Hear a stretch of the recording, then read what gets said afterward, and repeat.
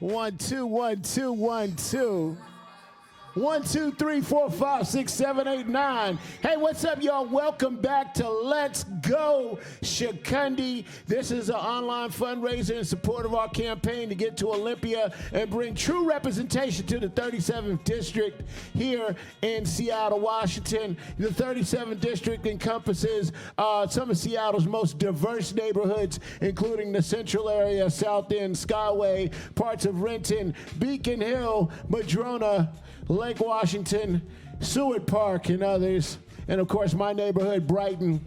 You know, a lot of people ask me why I'm running for office. If you listen to the commercial at the front, I've had a lot of experience in our district. But the one thing that it comes down to and why I'm running is I want the impact of our policies and our government and our elected officials to match their intent. And clearly over the years, especially if you're from Seattle, you've seen the erasure of black and brown communities across this district, whether it's around homelessness, the wealth gap, education, police accountability, youth violence, gun violence. We continue to see some of the same old story that we've seen for 30 years. So clearly, I'm not a politician. I'm just a person from the neighborhood. I've worked for the city of Seattle for 23 years. But I was called. I was called to do this work. And we need a new voice for the new normal. And that being said, that's what this campaign's all about. And that's why it's called True Representation. And so tonight I've got this next segment. I've got a longtime community member and a friend and a supporter of our campaign and a brother in the struggle. Dom Davis from Community Passageways is going to join me right here in the studio. Dom, how you doing, brother? I'm good, my brother. How you doing, Con? Oh man, life is good. I see you got the team back there. Okay, that's the background. I thought you had the fellas in the building. I was about to say, what up, y'all? I take them with me everywhere I go. I love it. I love it, man. I love it. I love the work that you've been doing. And you know what's so crazy, right, is, and before we get into it, I hear your name and your organization everywhere I go. And I always say this is a great thing because it's rare that the people who do the real work get the real accolades and the receipt. They got the receipts, but oftentimes you don't get the trophy. And so I just want to say salute to you for the work that you've been doing. And I'm one of those people that's always talking about it myself. So, you know, that being said, there's a lot of work to do. This has been a real hot summer. Can you talk a little bit about Community Passageways and the work that you've been doing lately? Yeah, I'd love to. Basically, Community Passageways is a nonprofit organization, and our focus is felony diversion. I started the program to address the fact that a lot of young black and brown youth and young adults are crossing the criminal justice pathways. They're in the courtrooms. They're in the jails, they're in the detention centers, they're on house arrest, they're on probation, and we are highly represented in the criminal justice system. And so I said, you know what? If we can do smaller programs and attack the misdemeanors, and we can get misdemeanors taken care of and divert misdemeanors out of the system, which is easy for the system to do because those are lower level crimes, how come we can't attack felony diversion? Because young people that were committing felonies, it is a scar on their entire life. It follows them through their entire life. When you get a felony, you lose a lot of rights, right? And then you're also a victim of the criminal justice system. So I figured, let's create a program that will address the fact that these young people are getting felonies, and we want to try to help them fight these felonies in court so they, number one, don't have to carry this jacket with them the rest of their life, and number two, have to go through the actual court and criminal justice system and end up in the penitentiary or jail.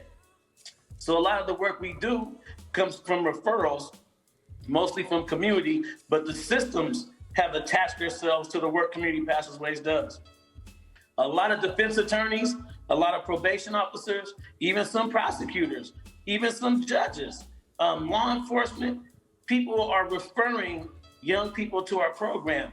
We work with people up to 27 years old, so we work in the youth and adult system. And when they refer somebody to our program, 9 times out of 10, they're facing some kind of felony charges. We've worked on charges from manslaughter and murder all the way down to, car theft. But what we do is we get with that young person and we assess where that young person is. Doing this work, you find out how much trauma our young people have taken on and how much, how there's no hope in a lot of these young people and that they don't think their lives are worth anything. And so what we do is give them support and surround them with a positive village that taps into their resilience and their talents that they have. It takes a lot of talent to survive these streets. It takes a lot of resilience and a lot of knowledge and know-how, and you have to know how to understand how to read people and read your environments and understand how to navigate things and how to get away from law enforcement and how to figure out how to get over and hit licks. That's a lot of brain power, and you're doing a lot of thinking. So instead of sitting a young person down and saying, you're a bad person, you out here doing all this bad stuff, we sit down and go, look, man, you're a king. Look how brilliant you are to survive through everything. You got gang wars. You got the law enforcement. Right. You got to survive how to eat, where to live. You got to do all these things. And at the end of the day, you are sitting in a position right now where we can help you take everything you learned and flip it and use it in a positive direction to make you successful on another path. Because you're smart, you're intelligent, and you're brilliant.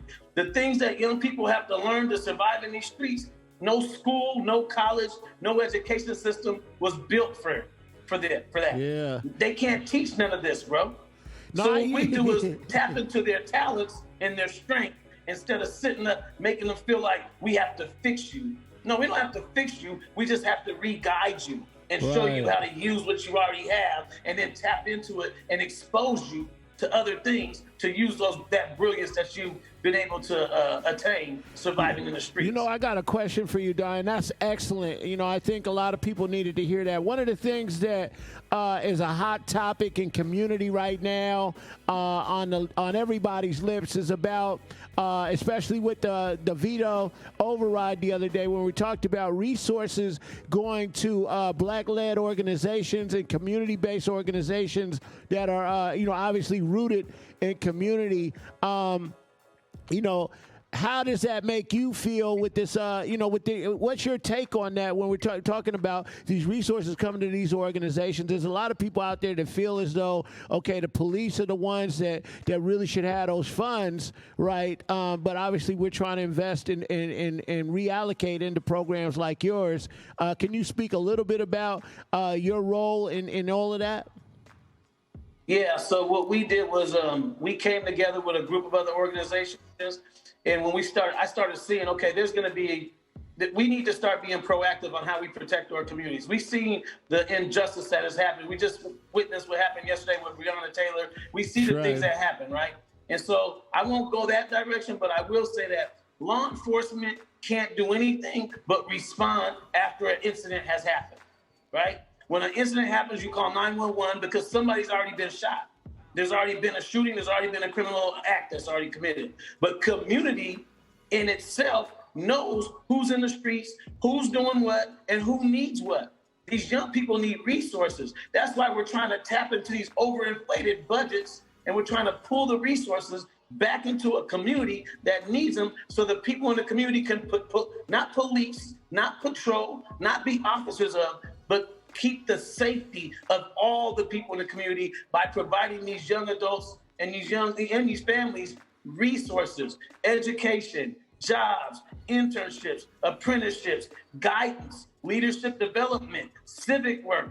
We got young people that we're teaching things that they normally would never teach. Right now, we're going through some programs and processes where young people that we expose to architecture, now they want to be architects. Some people that are exposed to computer science, now they want to get into computer. Like, they have to be exposed to things. That's how you keep the community safe. You put resources into the community. So this overriding the veto and getting some resources and money into these community-based organizations, We are planning on putting safety teams in all the hot spots around the Seattle area. We're going to put safety hubs. We're going to operate out of hubs in each hot spot where most of the shootings and most of the gang violence is happening at. We've hired OGs. I got a bunch of OGs that I've hired. The OGs that have leadership in each of these areas. And basically, workers. OGs means people who, older folks that have, in fact, were in the streets in a past life and are ready to give back.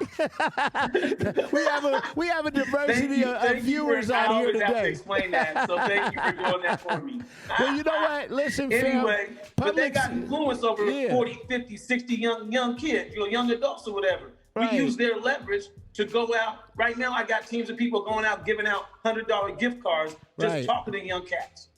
Building relationship, bro. Right. And then saying, what do you need? Housing? We'll plug you with housing. A job? We'll get you a job with job training. And you know what I'm saying? We have to get these young people. If we're planning having to put something down, we got to give them something to pick up, bro. You know what? And I thank you for that, Dom. I think that until people actually hear it from a provider's mouth sometime, it's difficult for some people to make the leap and the connection between public safety and community-based response and, and programs like what you're talking about. And so, that's one of the things that I'm excited about. I'm working on, in Olympia. One of the reasons why I'm running for office, I've seen, first of all, shout out to Gurmai, because I love what he's doing, right? He is really taking everything that we've been talking about and taking it to the next level. And I want to work on those things at a state level. Because like I said, I'm not a politician.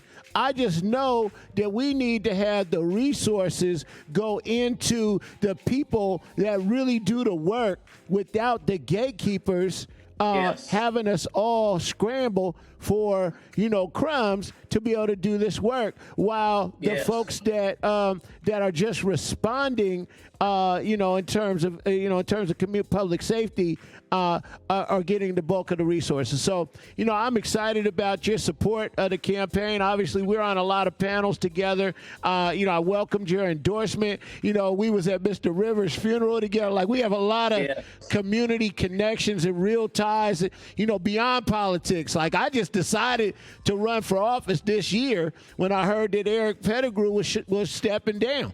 Bro, can I say something to you about that? Yeah.